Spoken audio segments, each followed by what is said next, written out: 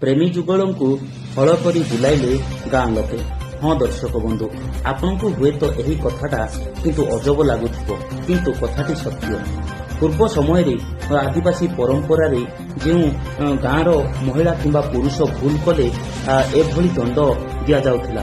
ଯଦି ଏଭଳିଆ ଦଣ୍ଡ ଦିଆ ନଯାଏ ତାହେଲେ ପର ଏଭଳିଆ ଭୁଲ କରିବେ ବୋଲି ତାଙ୍କର ଯେଉଁ ବିଶ୍ୱାସ ରହିଥିଲା, ସେହି ଆଧାରରେ ଆଜି ଏଭଳିଆ ଯେଉଁ ଜୁଆଳି ପକେଇକି କାନ୍ଧରେ ମହିଳାକୁ ଏବଂ ପୁରୁଷକୁ କାନ୍ଧରେ ଜୁଆଳି ପକେଇକି ଯେ ପରମ୍ପରା ଅନୁସାରେ ତାଙ୍କର ଯେଉଁ ବିଧିବିଧାନ ଅଛି ସେଇଭଳିଆ ପରମ୍ପରାରେ ଆଉ ଯେଉଁ ନଙ୍ଗଳ ବୁହା ହେଉଛି, ଏହା ଏକ ଆଜିକା ଦୁନିଆରେ କିନ୍ତୁ ଦୁଃଖଦ ଘଟଣା।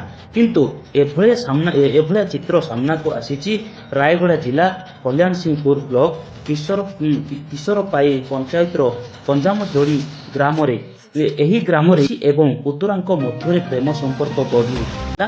କିନ୍ତୁ ଏହାକୁ ଯେଉଁ ଗାଁରେ ଯେଉଁ ଘଟିଥିଲା, ସେଥିପାଇଁ ଆଦିବାସୀ ଲୋକମାନେ ଏଭଳିଆ ପରମ୍ପରା ଏଭଳିଆ ଢଙ୍ଗରେ ଯେଉଁ ଅନୁସାରେ ଜୁଆଳି ପକେଇକି ସେମାନଙ୍କୁ ଚାଷ କରୁଛନ୍ତି। ଆପଣ ଦେଖିପାରୁଥିବେ ସିଧାସଳଖ ଯେଉଁଭଳି ଭାବରେ ଚାଷ କରୁଛନ୍ତି, ଏହା ଏକ ନିନ୍ଦନୀୟ, ଏହା ଏକ ଦୁଃଖଦାୟକ ମଧ୍ୟ ଆଜିକା ଦୁନିଆରେ କେତେ ନା କେତେ ନିଆ। କିନ୍ତୁ ଏହା ଆଜି ସମ୍ପୂର୍ଣ୍ଣ ଭାବେ ଯେଉଁ ଚେଞ୍ଜେସ୍ ହେଇଛି, କିନ୍ତୁ ଆଜି ବି ଅଛନ୍ତି ଏଭଳିଆ ଲୋକ, ଆଦିବାସୀ ଲୋକ ଅଛନ୍ତି ଯାହାକି ଆଜି ପର୍ଯ୍ୟନ୍ତ ମଧ୍ୟ ଚେଞ୍ଜ ହୋଇପାରୁନାହାନ୍ତି, ଯାହାକି ଯେ ସମାଜରେ ମଧ୍ୟ ଏହା ଏକ ଚର୍ଚ୍ଚାର ବିଷୟ ପାଲଟିଛି ଏବଂ ଏଭଳିଆ କାର୍ଯ୍ୟକୁ ଦୃଢ଼ ନିନ୍ଦା ମଧ୍ୟ କରାଯାଉଛି।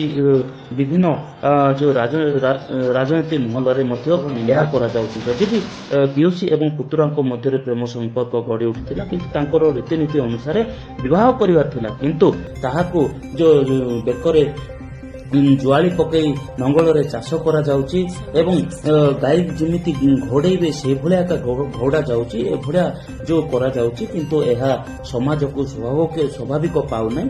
ତାହା କିନ୍ତୁ ବନ୍ଦ ହେବା, କିନ୍ତୁ ଏହା ଯଦି ଆଗାମୀ ଦିନରେ ରହିବ ତାହେଲେ ଲୋକମାନେ କେଉଁଭଳି ଭାବରେ ଚେଞ୍ଜେସ୍ ହେଇପାରିବେ, ଏ ନେଇକି ମଧ୍ୟ ଲୋକମାନେ ବିଭିନ୍ନ ପ୍ରକାର ମଧ୍ୟ ରାଜନୀତି ମହଲରେ ମଧ୍ୟ ଚିନ୍ତାର ବିଷୟ ପାଲଟିଛି ଏବଂ ଆଲୋଚନାର ବିଷୟ ମଧ୍ୟ ପାଲଟୁଛି। କିନ୍ତୁ ଏହା କେବେ ବନ୍ଦ ହେବ, କେବେ ପରିବର୍ତ୍ତନ ହେବେ, ଏଇ ଲୋକମାନେ ସେ ନେଇକି ଚିନ୍ତାରେ ଲୋକେ, କିନ୍ତୁ ଆଜି ପର୍ଯ୍ୟନ୍ତ ମଧ୍ୟ ଚେଞ୍ଜେସ୍ ହେଇପାରୁନାହାନ୍ତି। କିନ୍ତୁ ଯଦି କିଛି ସୂଚନା ଦିଆଯିବ ତାହେଲେ ଲୋକମାନେ ଚେଞ୍ଜେସ୍ ହେଇପାରିବେ।